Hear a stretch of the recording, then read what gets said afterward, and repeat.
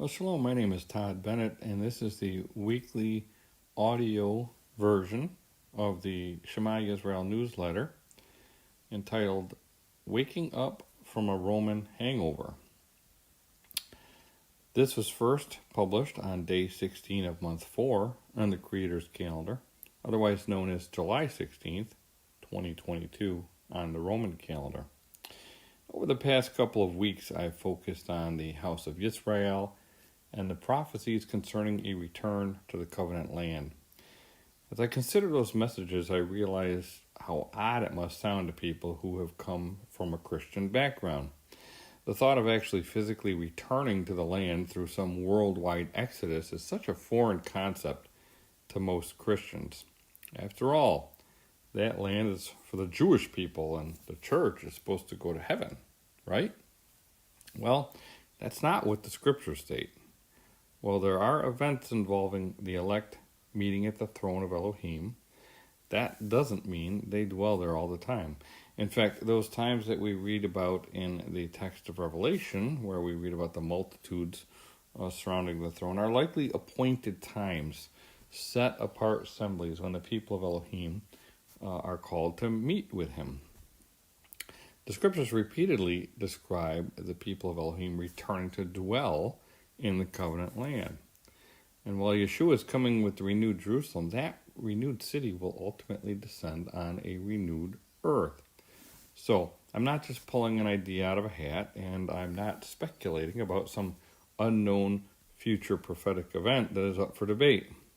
The return to the land is a very solid scriptural principle that has been overlooked by most Christians. They miss the importance of this key future event because they've been taught lies which disconnect them from the physical covenant assembly, Yisrael. Now, this is one of the side effects of the Roman takeover of the faith, when the Roman Empire created a syncretistic religion called Christianity. And of course, syncretism means a blending of all sorts of religions and beliefs in order to accommodate new converts and add them to the assembly. And that's what Christianity has done and continues to do. Christianity does not represent the faith of the covenant assembly Yisrael, nor does it accurately represent the teachings or even a name of the Messiah of Yisrael. Christianity has posed as a faith that worships the creator of the universe, yet it is actually a Babylonian religion shrouded in some truth. Those raised within this religious construct are the offspring of Babylon. The scriptures describe them as daughters of Babylon. They have become drunk from the cup of the woman who rides the beast that we read about in Revelation 17. They believed a lie and are practicing lawlessness, which is opposite from the righteous instructions of the Torah. Thankfully, many are waking up from their religious drunken stupor. They understand that they must be daughters of Zion in order to attend the wedding supper of the Lamb, where they can drink the best wine and eat from the table prepared by Elohim. As a result, there are many people currently suffering from what I refer to as a Roman hangover. And I actually think that may be the title of a new book sometime in the future. If you've ever suffered from a hangover, you know that it is essentially the result of poisoning your body with too much of the wrong stuff. An alcoholic keeps imbibing in order to cover the symptoms. The only true cure is to detoxify the body through rest and hydration. I see Christians who go to church 3 to 4 times a week. They get a shot of worship and a chaser of preaching to keep the high going. What they really need is to rest on the Sabbath and detox from all the religion that's coursing through their veins. Those suffering from a Roman hangover need to hydrate with the living waters of the true Messiah, Yeshua. They need to understand that everything is not always spiritual. While there are many spiritual lessons to be learned, if we neglect the physical aspect of this walk, we will find ourselves off the straight path, chasing new doctrines, revelation, and experiences. Let's face it, when you get out of bed in the morning, you put your feet on the ground. We were placed in this physical realm purposefully, and we are expected to live our lives as instructed by the Creator. Sadly, there are many Christians who think their destiny lies in the clouds, and they neglect the basics of the here and now. They want the meat, but they can't even digest the milk of the Torah. Much of the Torah involves very basic instructions for living. We're supposed to master those instructions and learn the lessons built into them.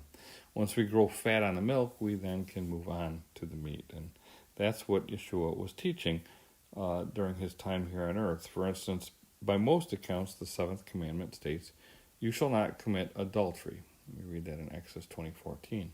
Yeshua stated, "You have heard that it was said to those of old, 'You shall not commit adultery.' But I say to you that whoever looks at a woman to lust for her has already committed adultery with her in his heart." So obviously, first and foremost, you should not be committing adultery in the flesh. You then make sure that adultery is not festering in your heart, and you guard your eyes as well so that you are not tempted in the flesh. In fact, we circumcise the flesh of our male children for this very same reason. They carry the mark of the covenant in the flesh so that they remember to remain faithful and true to their Elohim and their wives. And that's why the mark is specifically placed on the male organ. Again, the lesson is to remember that our hearts must be circumcised, but it starts as an outward physical act that actually leaves a mark.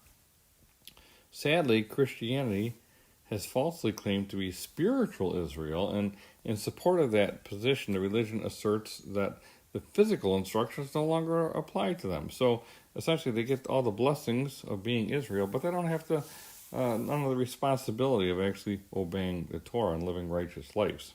And that's quite a contradiction, and it's actually simply ludicrous. It's a lie straight from the pit. People who believe such a thing are intoxicated. They're drunk with the doctrines of demons. The enemy of mankind wants people to live in rebellion and disobedience so that they will be separated from Elohim. And imagine the irony of incorporating lawlessness into the very religion that claims to worship and serve Elohim. It's diabolically genius. And I say all that in order to drive home the point that the covenant was founded in real blood and etched into actual flesh. And that's why Yeshua had to be born in the flesh and die in the flesh for us. And that's why he continues to bear the marks of death in his renewed body. And as long as we're here in the flesh, we need to keep our heads out of the clouds and focus on our daily walk. When Yeshua comes in the clouds and sends his messengers to gather the elect, well, that's an entirely different matter. For the time being, instead of simply waiting for a rapture, we need to be wise servants.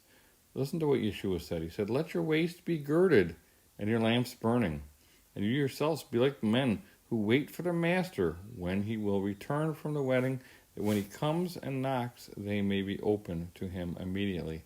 Blessed are those servants whom the master, when he comes, will find watching.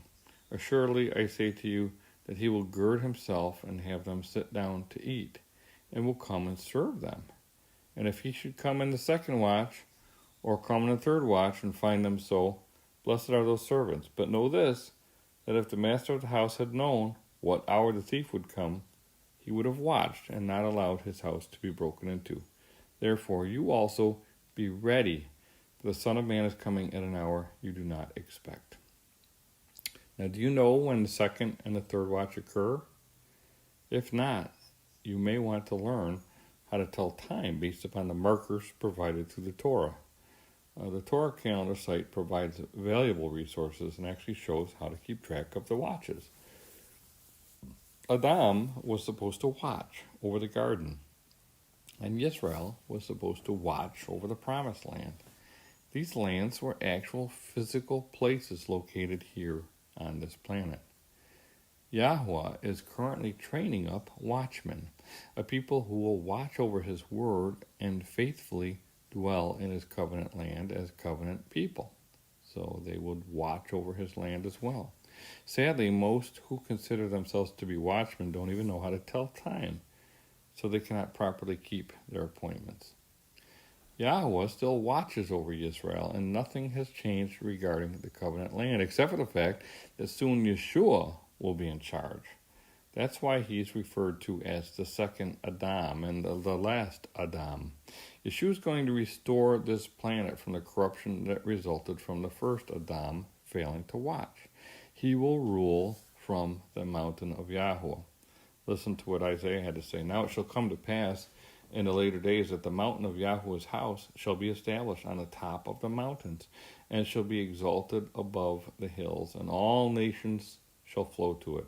Many people shall come and say, Come, and let us go up to the mountain of Yahweh, to the house of the Elohim of Jacob. He will teach us his ways, and we shall walk in his paths. For out of Zion shall go forth the Torah, and the word of Yahweh from Jerusalem. That's a description of the future, and it focuses on the covenant land. Sadly, most people are currently busy watching over their own kingdoms, thinking that they're going to be whisked away into heaven to sit on a cloud and play a harp. They completely miss the context of the covenant and the plan of Elohim. Yeshua did not come and die so that Christians can live like hell and then go to heaven. He came to redeem a people who will follow him and obey his commandments. He came for a people who are so thankful for his grace and mercy that they express their love through a zeal to obey him and please him. Yeshua said, if you love me, keep my commandments. The early followers of Yeshua were all zealous for the Torah, and we read about that in Acts. After the creation of the Christian religion, adherents were taught to reject the Torah, but Yeshua is calling out his sheep. Those lost sheep who hear his voice are understanding the importance of obedience and are now zealous for the Torah as well. These are the people who should take the prophecies concerning the house of Israel seriously, because as I explained last week, we're in the generation when the punishment period over the house of Israel expired. There are also tens of thousands of people around the world waking up from their Roman hangovers. They're leaving the church and detoxing from religion. They're resting on the Sabbath and getting hydrated by the pure living waters promised by Yeshua during the last great day of Sukkot that we read about in John 7:37-38. They're repenting and turning back to Yahweh by following his righteous instructions found in the Torah. Is this all coincidence? I don't think so. It's all written in the scriptures that people have had access to for centuries. Yahweh is going to gather a covenant people back to his land in a miraculous fashion. The catch is that the covenant was renewed by Yeshua, the Lamb of Elohim. So you have to be in that covenant. Now remember that the Israelites observed the first Passover under the direction of Moses while in Egypt, after they were circumcised. The covenant was later established at Sinai on Shavuot. The second Passover happened 40 years later under the direction of Joshua, same name as Yeshua. It was done in the land after they were circumcised at Gilgal. The covenant was later renewed by Joshua at Shechem. Now, I expect Yeshua will be following these patterns when he returns to conquer the land and establish the covenant on the planet. He's going to rule over this planet from the covenant land. That's a scriptural fact. Nevertheless, the reality of that is sometimes hard for people to process. I think because we grew up in an era of movies that it's difficult to apply the miraculous to our everyday life. While we may agree with prophecies and expect the fact that there is a future fulfillment, we have a hard time actually believing that it will happen to us. Our brains transfer that to the region of imagination and entertainment. So we just go on living business as usual. Well, we can watch movies about Moses and the Israelites leaving Egypt. It's difficult to think that something like that would happen to us. It doesn't fit our paradigm. It's likely the result of the fact that so many of us grew up hearing about the rapture. We were taught that we'll just be caught up into heaven in the blink of an eye, and there's no real work involved in the process. We often forget that Israel had to slaughter the Passover lamb, pack up and get ready to leave, travel for many miles, and then literally go camping for 40 years. Now, their camping trip was not supposed to last for 40 years. It got extended because they weren't mentally and spiritually ready for the physical challenges that they confronted, like hunger, thirst, giants, etc. This would be hard for many people to accept as a new reality after living in Egypt for so long, even for slaves. Likewise, it may be difficult for a bunch of comfortable Babylonian slaves, if you get my drift. In fact, I don't know what would be harder for people today, the mental or the physical challenges that lie ahead. People are so used to being comfortable and having their taste buds tantalized with every meal. Sleeping without a memory foam mattress and a steady, bland diet would surely cause many to grumble and melt down. It's easy to criticize the Israelites who left Egypt, but I suspect many today who consider themselves to be the bride of Christ would fail those same tests. Let's face it, how would you fare if your water turned to blood, followed by frogs and gnats all around you? Those are the first 3 plagues that the Israelites experienced, along with the Egyptians. That alone would be pretty traumatic for people nowadays. And how about if you then witnessed the people around you being plagued, and then all their firstborn were killed, and then you were told to leave everything, only to be trapped by Pharaoh and his army? Would you have unwavering faith all the way? Or would you be complaining and saying, what kind of plan is this? What's going on? This seems to be always, coming up with problems, and it doesn't seem like it's going smoothly. This can't be God. Well, what if you were finally delivered from Pharaoh, but then suffered thirst and hunger? Would you question things and wonder again, is this really God's will? I know people who think that everything has to go flawlessly if you're being led by Elohim and his spirit. The second there's a snag or an inconvenience, they question things. They fail to understand that Yahweh tests his people. If you're about to enter into the promised land, we're told that it was filled with man-eating giants. Would you question the wisdom of proceeding forward? Surely Elohim wouldn't take us to a place where our children are in danger, right? Well, I can assure you that there will be apparent obstacles on the horizon if you go the distance with Elohim. The only question is whether you believe that Yahweh can move them or not. And I'm not spiritualizing any of this at the moment. I'm talking about physical obstacles. Are you ready to follow a pillar of smoke and fire, even when it seems like you're going in the wrong direction? The problem that I see is that many in Western society have become blinded and paralyzed by their wealth. Even people considered to be lower class live lives of luxury compared to people in the past. Electricity, indoor plumbing, refrigeration, hot water on demand. I could go on and on concerning luxuries that even the greatest kings and queens and emperors of the past did not have. So, comparatively speaking, people in this modern era live very lavish lives. Along with that comes the enormous entertainment industry that inundates people's senses, which, as stated, has the tendency to detach people from reality. I see many people start out zealous for the Torah only to be swallowed up by the trap of achieving success and acquiring wealth, and they get lulled into complacency. That brings to mind a group of followers of Yeshua in Asia Minor, located in the city of Laodicea. It's generally understood that Laodicea was a banking and financial center, which meant it was quite wealthy. In fact, when an earthquake destroyed parts of the city in 61 CE, it refused aid from Rome and used its own resources to rebuild. It also had a large fashion and clothing industry. The sheep in the area were noted for their soft, violet-black, glossy wool.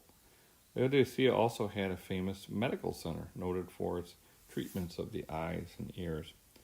Wealth, clothing, medicine centers, health and healing, medical industry. Does any of this sound familiar?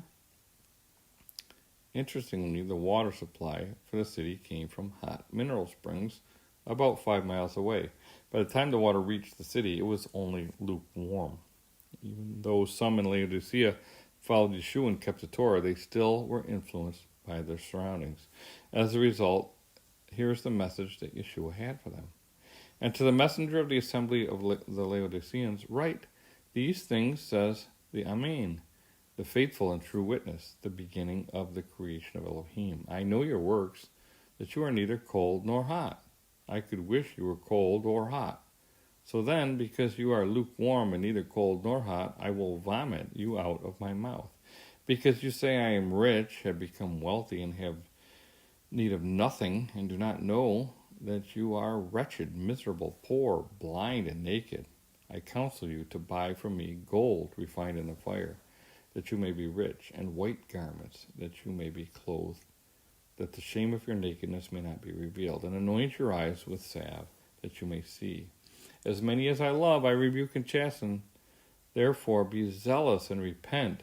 Behold, I stand at the door and knock. If anyone hears my voice and opens the door, I will come into him and dine with him, and he with me. To him who overcomes, I will grant to sit with me on my throne, as I also overcame and sat down with my Father on his throne. So, this is a real place, and Yeshua was giving very specific advice based upon real life experiences. These people were rich, but their water was lukewarm, as was their walk and their works. They took comfort in all of their wealth and didn't have a zeal for Yahweh because they had everything they thought they needed. They had material wealth, but spiritually they were poor, naked, blind. They were being influenced by their surroundings, as are most American Christians today. The wealth that you're experiencing today is not necessarily normal or good for you, even though that is what society is telling you. I'll never forget the first time I traveled to Africa. When I arrived in Nigeria, I found countless churches trying to imitate Western Christianity. The pastors wore slick clothing, while those attending the services tried to compete. Most couldn't because they were so poor. The pastors were shouting and sweating as they belted out their sermons. None of them that I saw taught the Torah, only a warped prosperity gospel that they inherited from American Christianity. My heart was sick as I realized the impact that Western religion had on these people. This was not the message of Yeshua. This was the religion of Rome, as promoted by a bunch of Laodicean Christians on another continent. Prosperity is not the goal of our walk with Elohim, neither is our comfort. As I explained last week, I'm packing up our home of 25 years, and I have to admit that I'm disturbed at all the stuff that we have accumulated. It's mostly junk, and it's really ridiculous. In the midst of the process, a former Russian client of mine named Alex has been bringing people from his community to help us move and clean up. Most of them attend services at the nearby Russian Orthodox monastery. And this past week, Alex brought a monk named Vladimir with him. I have to tell you that Vlad looks like someone from the past, with his uncut hair and a long, scraggy beard. He's an ascetic, and if you put him in a robe, you would probably confuse him with the likes of Ezekiel or Isaiah. He's a skinny guy who barely eats, wears the same clothes every day, and won't take money. He just shows up to serve and help out. He shared with me that he had a vision of the downfall of America many years ago, and that is what brought him to America. He considers himself to be a missionary to America and is here to warn people. I find that to be very interesting, considering the times that we're in. He's a poor, meek, and humble servant, which reminds me of some attributes that Yeshua described in Matthew 5. And Yah surely works in mysterious ways. I never thought I'd have an Orthodox missionary monk helping me move out of my home. And this all brings to mind the advice that Yeshua had for the rich man. He says, if you want to be perfect, go sell what you have and give to the poor, and you will have treasure in heaven, and come follow me. If you want to be perfect, sell all your stuff. Well, that's a message it's not a message preached in many prosperity churches in America, unless, of course, the pastor happens to be preaching about tithing. That's the one time they will attempt to teach the Torah. The question is whether the advice Yeshua gave is applicable to everyone, or just to that particular rich man. Well, the answer is simple. If your stuff is making you lukewarm and unable to follow Yahushua wholeheartedly, it applies to you. I know a lot of wealthy people. Most take comfort in the wealth they've accumulated. I'm not sure many of them could or would willingly give up that wealth. It's the symbol of their success. They find their identity in it, and their wealth is what they rely on for their comfort, security, and provision. Of course, all of this is vanity and an illusion. The dollar could crash and they could lose everything in one day, and some of them might. What will they do then? Where will they turn?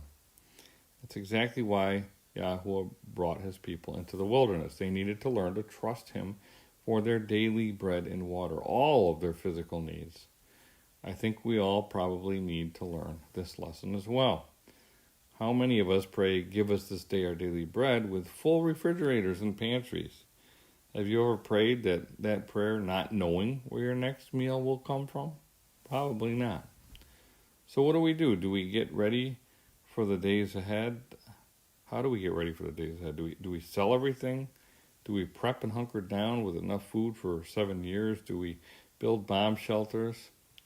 Well, not if we expect miracles and a return to the land. While wisdom calls for prudence and preparation, in my opinion, we should be following the example of Daniel when he was facing the completion of the Babylonian exile. Let's take a look at what he did. Then I set my face toward Adonai Elohim to make requests by prayer and supplications with fasting, sackcloth, and ashes. I prayed to Yahuwah my Elohim and made confession, said, "O Adonai, great and awesome Elohim, who keeps his covenant and mercy with those who love him and with those who keep his commandments. We have sinned and committed iniquity. We have done wickedly and rebelled, even by departing from your precepts and your judgments. Neither have we heeded your servants, the prophets, who spoke in your name to our kings and our princes, to our fathers and all the people of the land. O Adonai, righteousness belongs to you, but to us shame of face, as it is this day, to the men of Judah, to the inhabitants of Jerusalem and all Israel, those near and those far off, in all the countries of which you have driven them, because of the unfaithfulness which they have committed against you, O Adonai. To us belongs shame of face, to our kings, our princes, and our fathers, because we have sinned against you. To Adonai, our Elohim, belong mercy and forgiveness, though we have rebelled against him. We have not obeyed the voice of Yahuwah, our Elohim, to walk in his Torah, which he set before us by his servants, the prophets. Yes, all Israel has transgressed your Torah and has departed so as not to obey your voice. Therefore, the curse and the oath written in the Torah of Moses, the servant of Elohim, have been poured out on us because we have sinned against him. And he has confirmed his words which he spoke against us and against our judges who judged us, by bringing us a great disaster, for under the whole heaven such has never been done as what has been done to Jerusalem. As it is written in the Torah of Moses, all this disaster has come upon us, yet we have not made our prayer before Yahuwah our Elohim, that we might turn from our iniquities and understand your truth. Therefore Yahuwah has kept the disaster in mind and brought it upon us. For Yahuwah our Elohim is righteous in all the works which he does, though we have not obeyed his voice. And now, O Adonai our Elohim, who brought your people out of the land of Egypt with a mighty hand, and made yourself a name, as it is this day, we have sinned, we have done wickedly. O Adonai, according to all your righteousness, I pray, let your anger and your fury be turned away from your city Jerusalem, your set-apart mountain, because for our sins and for the iniquities of our fathers, Jerusalem and your people are a reproach to all those around us. Now therefore, our Elohim, hear the prayer of your servant and his supplications, and for Adonai's sake, cause your face to shine on your sanctuary, which is desolate. O my Elohim, incline your ear and hear, open your eyes and see our desolations, and the city which is called by your name, for we do not present our supplications before you because of our righteous deeds, but because of your great mercies. O Adonai, hear. O Adonai, forgive. O Adonai, listen and act. Do not delay. For your own sake, my Elohim, for your city and your people are called by your name.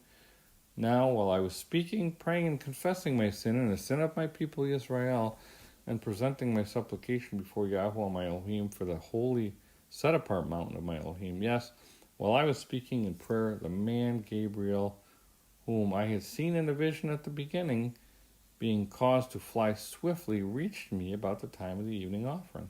And he informed me and talked with me and said, O Daniel, I have now come for to give you skill to understand. What a prayer. It was clearly a prayer that Yahweh heard and approved of because he sent Gabriel for an answer. Of course, this was the right prayer at the right time. Daniel had determined that the 70-year punishment over the house of Judah had expired. Yah then sent the messenger Gabriel to provide information concerning 70 weeks that would include the rebuilding of the Jerusalem and the temple, as well as the appearance of the Messiah. Yah sent the messenger to provide guidance for the next phase of his plan. The return of the house of Judah triggered the countdown to the Messiah. Now, last week I talked about how the punishment period for the house of Israel has ended.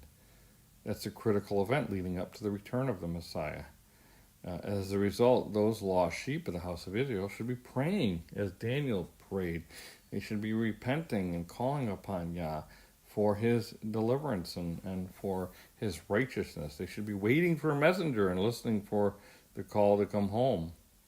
Remember last week how I quoted Jeremiah? It says, Therefore, behold, the days are coming, says Yahweh, that it shall no more be said, Yahweh lives, who brought up the children of Israel from the land of Egypt.